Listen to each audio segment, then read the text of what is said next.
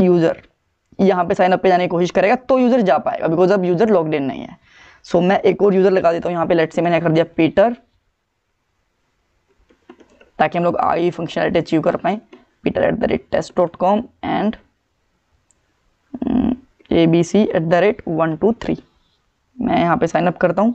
अब देखो, अगर एक बार यूज़र साइन अप कर चुका है तो दोबारा यहाँ पे ये नहीं जा पाएगा।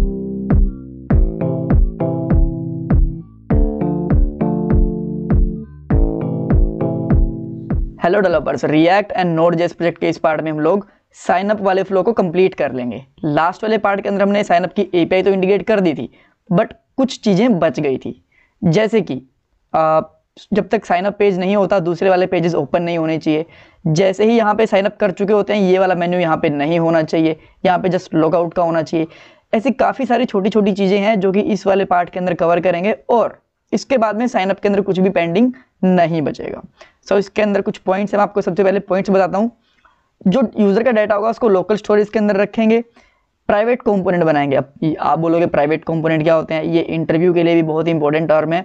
मैं आपको बताऊंगा पहले कि प्राइवेट कंपोनेंट होते क्या है, बाद में इनको मैं आपको बनाना भी सिखाऊंगा। जो लोकल स्टोरेज का डाटा होता है उसको साइन अप वाले पेज के साथ में हैंडल करेंगे, ताकि जब हमारे लोकल स्टोरेज के अंदर डाटा हो यूज़र का, साइन अप वाला पेज ओपन ना हो। राइट, एक बार हमने साइन अप कर लिया उसके बाद में ये वाला पेज नहीं आना चाहिए, चाहे मैं यहाँ से फोर्सफुली भी साइन अप डालूँ तब भी नहीं आना चाहिए। इस सब को हम लोग हैंडल करेंगे। उसके बाद में नैव बार को भी अपडेट करेंगे with login and sign up button. अभी के लिए आपको क्या दिख रहा है, लॉगआउट बटन भी दिख रहा है। बाद में क्या होगा, आपको एक ही चीज दिखेगी, जैसे आपने लॉगिन नहीं कर रखा तो उस टाइम पे आपको लॉगआउट वाला बटन नहीं दिखेगा, बिकॉज जब तक लॉगिन ही नहीं करा यूजर लॉगआउट कहाँ से करेगा। और जैसे ही यूजर साइन अप या फिर लॉगिन कर लेगा उसके बाद आपको जस्ट लॉगआउट का बटन दिखेगा। इन सारी चीज़ों को इस वीडियो के अंदर कंप्लीट करेंगे, और अब जैसी वीडियो कंप्लीट होगी तब आपको फील आएगा कि हाँ हमने एक्चुअल में एक साइन अप कर लिया है। सो स्टार्ट करते हैं। सबसे पहले पॉइंट के साथ में जो डाटा है उसको लोकल स्टोरेज के अंदर रखते हैं। अब एक क्वेश्चन ये भी आता है कि हमें पता कैसे चलेगा कि लोकल स्टोरेज के अंदर डाटा रखा भी गया है कि नहीं रखा गया, और लोकल स्टोरेज होता क्या है। पहला क्वेश्चन तो ये बनता है, शायद कुछ लोगों को ना पता हो, मैं आपको ये बताता हूँ। देखो क्या होता है कि जब भी हम लोग एक एपीआई से डाटा को रिसीव करते हैं, चाहे वो साइन अप का हो या फिर कुछ और भी डाटा हो सकता है, और हम चाहते हैं कि वो हमारा डाटा रिफ्रेश होने के बाद भी रहे हमारे प्रोजेक्ट के अंदर, तो हम क्या करते हैं, उसको लोकल स्टोरेज के अंदर रख लेते हैं। अब देखते हैं कि कैसे रखते हैं लोकल स्टोरेज के अंदर।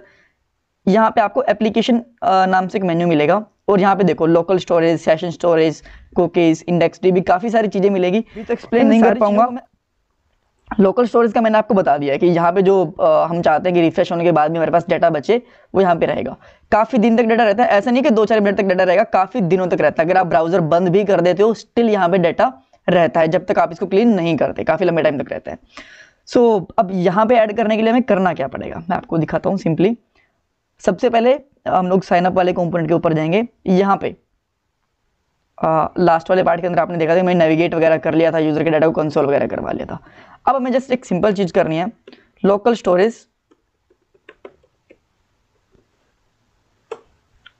Dot set item. Set item क्या करेगा, लोकल स्टोरेज के अंदर जो भी डाटा रखना है ना उसको डाटा को रख देगा। मैं चाहता हूं कि मैं यूजर नाम से की बनाऊं और उसके अंदर मेरा रिजल्ट वाला डाटा है वो यहाँ पे आ जाए। बट कीप इन माइंड, आप डायरेक्टली जेसन डाटा को इस तरीके से नहीं रख सकते, आपको पहले इसको स्ट्रिंग में कन्वर्ट करना पड़ेगा। सो यहाँ पे आप क्या करोगे, जेसन डॉट स्ट्रिंगिफाई, और बाद में इसको इस तरीके से स्टोर करवा दोगे। ठीक है, अब हम देखते हैं कि डाटा स्टोर हो भी रहा है कि नहीं हो रहा है उसके साथ में भी हमारा। सो एप्लीकेशन में आते हैं। अभी के लिए यहाँ पे कोई भी डाटा नहीं है, आप देख सकते हो। मैं इसको अगर पेज को रिफ्रेश कर दूं स्टिल कोई भी डाटा नहीं है। देन मैं यहाँ पे एक न्यू यूजर को रजिस्टर करता हूँ। लेट्स से यूजर का नाम है सैम और ईमेल एड्रेस है sam@test.com एंड पासवर्ड abc@123। अब मैं जैसे यहाँ पे साइन अप पे क्लिक करता हूँ, आप देख सकते हो कि हमारा यूजर है वो प्रोडक्ट वाले पेज के ऊपर आ गया है, जो कि हमने लास्ट वीडियो के अंदर करा था। और यहाँ पे हमारे पास लोकल स्टोरेज के अंदर भी डाटा स्टोर हो चुका है, ये सेम डाटा। अब अगर मैं रिफ्रेश भी कर देता हूँ तो भी डाटा यहाँ पे रहेगा। इवन अगर मैं ये वाला टैब क्लोज करके नया टैब ओपन करता हूँ ना, स्टिल ये डाटा यहीं पे रहेगा। ठीक है, ब्राउजर में भी बंद करके दिखाऊंगा नहीं, बट ये श्योरिटी है कि जब भी आप ब्राउजर भी क्लोज करोगे उसके बाद भी आपको डेटा यहीं पे मिलेगा। ओके, सो हमने फर्स्ट चीज हमारी कंप्लीट कर लिया, हमने डेटा को लोकल स्टोरेज के अंदर रख लिया है। अब हम लोग प्राइवेट कंपोनेंट बनाएंगे, बट प्राइवेट कंपोनेंट बनाने से पहले पता होना चाहिए कि प्राइवेट कंपोनेंट एक्चुअली होता क्या है। सो देखो, जब हम लोग कुछ ऐसे कंपोनेंट्स या फिर कुछ ऐसे राउट्स बनाते हैं जो हम एक्सपोज नहीं करना चाहते किसी स्पेसिफिक कंडीशन के ऊपर। अब मैं नहीं चाहता, कंडीशन क्या हो सकती है और एक्सपोज करने का मतलब क्या है, मैं डिटेल में बताता हूँ। ये तो मैंने एक डेफिनेशन बता दी थी, प्रोडक्ट्स वाला, ऐड प्रोडक्ट वाला, अपडेट वाला और प्रोफाइल वाला। ये वाले पेजेस में तब तक यूजर को नहीं दिखाना चाहता जब तक कि हमारे पास यूजर साइन अप ना कर ले। ठीक है, सो आप बोलोगे ठीक है कि एक एक पेजेस के ऊपर कंडीशन लगा दो या फिर एक कहीं कॉमन जगह पे कंडीशन लगा दो। कंडीशन लगा सकते हैं बट वो इतनी इफेक्टिव नहीं होती है, बिकॉज कंडीशन आप कहाँ लगाओगे, ऐप डॉट कंपोनेंट के अंदर लगाओगे तो वहां से वो ब्रेक हो सकती है, कोई बड़ी बात नहीं है। सो उसमें हम क्या करते हैं, एक प्राइवेट कंपोनेंट बनाते हैं, वो कंपोनेंट भी कॉमन ही होता है, उसके अंदर हम लोग सारे के सारे कंपोनेंट चेक करेंगे जब भी हम लोग किसी राउट के ऊपर जाएंगे। ये वाला कंपोनेंट प्राइवेट है, यानी कि ये तभी दिखना चाहिए जब हम यूजर साइन अप होगा। अगर हाँ तो वो हम लोग फिर कंडीशन चेक करते हैं कि ठीक है, अगर अब यूजर साइन अप है तो इस वाले पेज को दिखा दो, अदरवाइज साइन अप वाले या फिर लॉगिन वाले पेज के ऊपर रीडायरेक्ट कर दो। लॉगिन वाला पेज हमने अभी तक बनाया नहीं है, बनाएगा तब उसके ऊपर कंडीशन लगा देंगे, बट अभी के लिए हम लोग साइन अप वाले पेज के ऊपर जाएंगे। अब मान लीजिए एक यूजर है, उसने अब तक लॉगिन नहीं करा, वो प्रोडक्ट वाले पेज को एक्सेस करने की कोशिश कर रहा है। अभी हम क्या कर रहे हैं, उसको एक्सेस करने दे रहे हैं, बट ये चेक करेंगे कि यूजर लॉग्ड इन है नहीं है, और अगर लॉग्ड इन नहीं है तो उसको हम लोग साइन अप वाले पेज के ऊपर रीडायरेक्ट करवा देंगे यहां से भी। और डायरेक्टली अगर यूजर यहां से जाएगा ना, डायरेक्टली यूआरएल से जाने की कोशिश करेगा, तब भी हम लोग कंडीशन चेक करेंगे, और वो किसके थ्रू होगी, प्राइवेट कंपोनेंट के थ्रू। और ये बेसिकली इंटरव्यूज के अंदर भी पूछ लिया जाता है कि यार प्राइवेट कंपोनेंट किस तरीके से बनाते हैं। सो यहाँ पे आप देख पाओगे पूरा का पूरा इसका प्रोसेस। अब एक चीज हो रहा है, आप चेक कैसे करोगे कि यूजर रजिस्टर हो चुका है या फिर लॉगिन हो चुका है, वो आप कर सकते हो हमारे लोकल डेटा से। एक चीज है अभी के लिए मैं आपको बताता हूँ, यहाँ पे मैंने पासवर्ड भी स्टोर करवा रखा है। ये अच्छी प्रैक्टिस नहीं है। अभी मैं रिएक्ट जेएस वाली वीडियो बना रहा हूँ फ्रंट एंड की, तो मैं इसलिए यहाँ से इसको हटा नहीं रहा, बट जैसे ही मैं नेक्स्ट या फिर नेक्स्ट वीडियो बनाऊंगा ना बैक एंड की, उसके अंदर यहाँ से पासवर्ड फील्ड में हटा दूंगा, बिकॉज ये हमारा बैक एंड से डेटा आ रहा है। ईमेल, नेम और आईडी, ये तीन ही चीज रखेंगे, हमें पासवर्ड की यहाँ पे जरूरत नहीं होती है लोकल स्टोरेज के अंदर स्टोर करवाने की। फ्रंट एंड से भी ये चीज हटा सकते हैं, बट सिक्योर हमेशा बैक एंड रहता है, तो इसलिए हम लोग इस चीज को बैक एंड से हटाएंगे बाद में। ओके, सो हम लोग प्राइवेट कंपोनेंट बनाते हैं। किस तरीके से बनाना है, कंपोनेंट के अंदर एक न्यू फाइल बनाएंगे, और यहां पे लिखता हूं मैं प्राइवेट, और सिंपली लिख देते हैं कंपोनेंट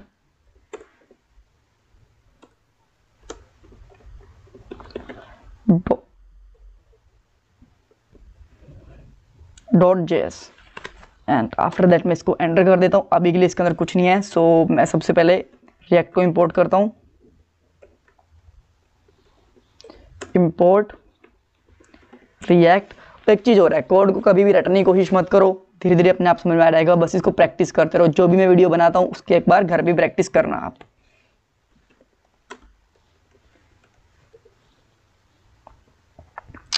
एंड उसके बाद में हमें एक चीज और इंपोर्ट करनी है रिएक्ट राउटर से। दो चीजें इंपोर्ट करनी है एक्चुअली, मैं आपको बताऊंगा क्या क्या चीजें हैं। Import something from React Router DOM, और यहां से हम लोग क्या इंपोर्ट करेंगे, एक तो हम लोग इंपोर्ट करेंगे, ये बाहर क्यों आ गया, नेविगेट, एंड सेकंड चीज हम लोग यहां पे इंपोर्ट करेंगे आउटलेट।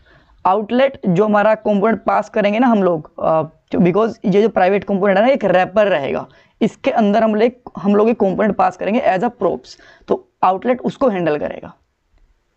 फाइन, सो अभी के लिए मैं एक कांस्टेंट लेता हूं, कॉन्स्ट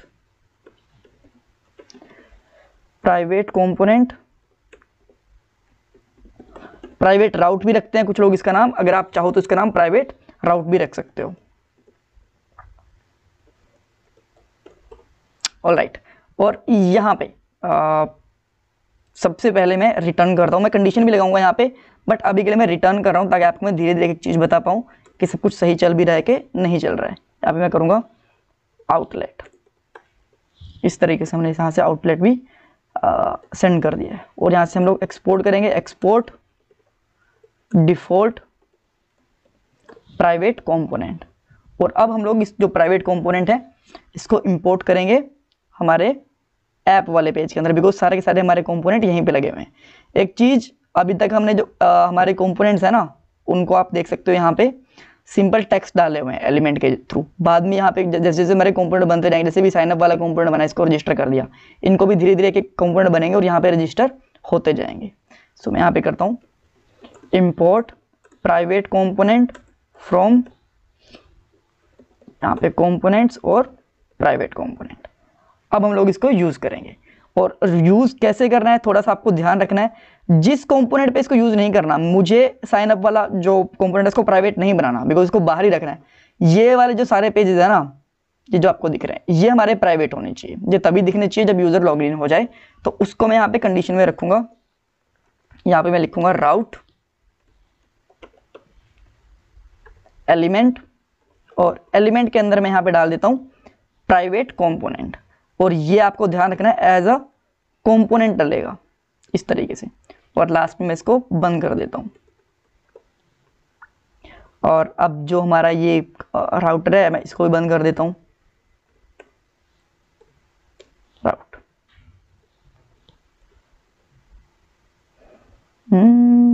ये रेड क्यों हो गया?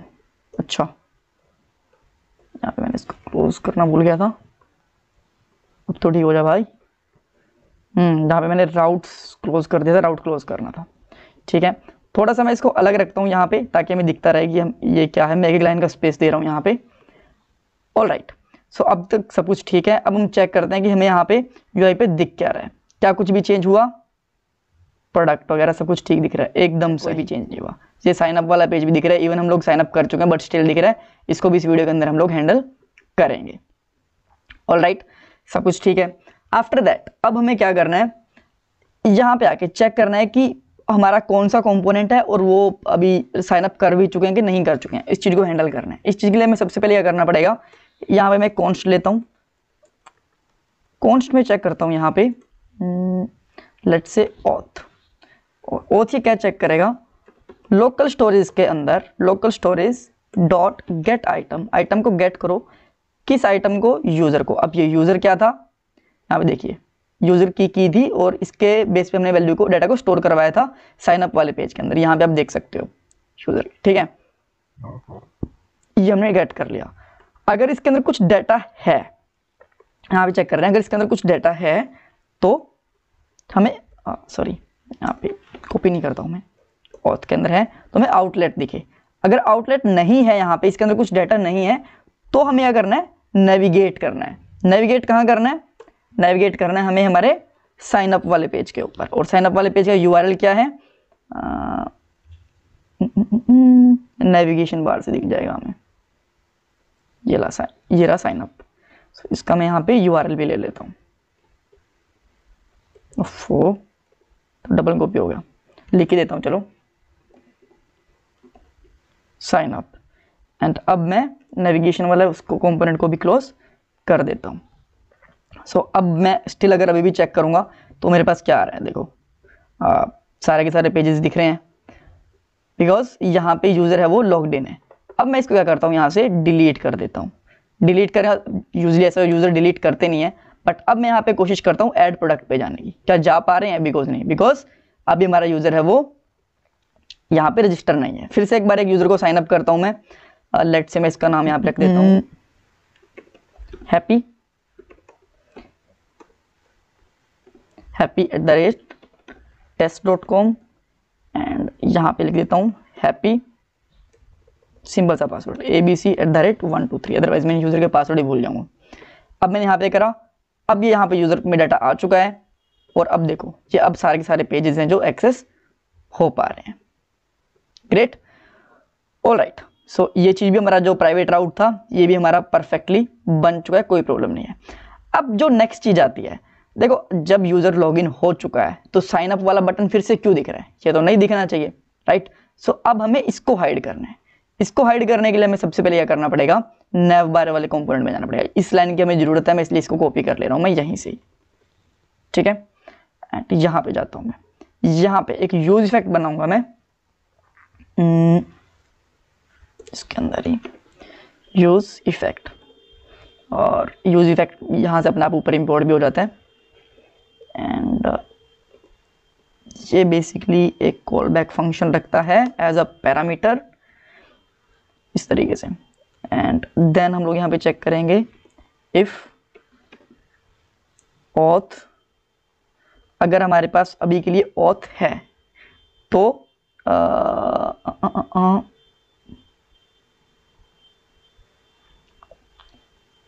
हमारे पास ऑथ है तो इसको नेविगेट करना है। नेविगेट